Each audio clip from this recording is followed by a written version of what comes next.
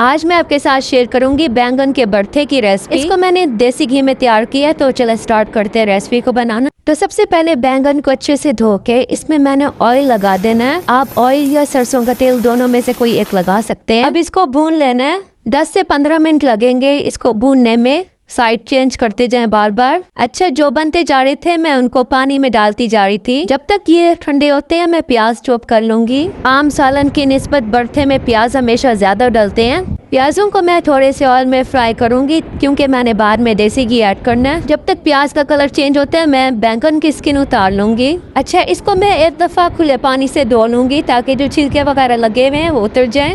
उसके बाद मैं मैश कर लूंगी। प्याज भी अच्छे से भून लिए थे। अब इसमें मैं हल्दी डाल दूंगी। हल्दी को 1 से 2 मिनट के लिए भूनूंगी। उसके बाद मैं डालूंगी बाकी के मसाले जैसे लाल मिर्च, टमाटर, नमक, साबित सूखा धनिया। जब मसाले अच्छे से भून जाएं तो इसमें मैं खट्टी लस्सी डाल दूंगी। अगर लस्सी नहीं है तो आप दही यूज कर सकते हैं। मैं बिल्कुल उसी तरीके से बना रही हूँ जिस तरीके से गाँव में बनाया जाता है और ये बहुत ही मजेदार बनता है। अब इसमें हरी मिर्चें और मैश किए हुए बैंगन डाल दूंगी। बैंगन को अच्छे से भून लिया था और एंड में मैंने देसी घी डाल दिया था। देसी घी डालने के बाद सिर्फ 1 मिनट पकाना है आपने।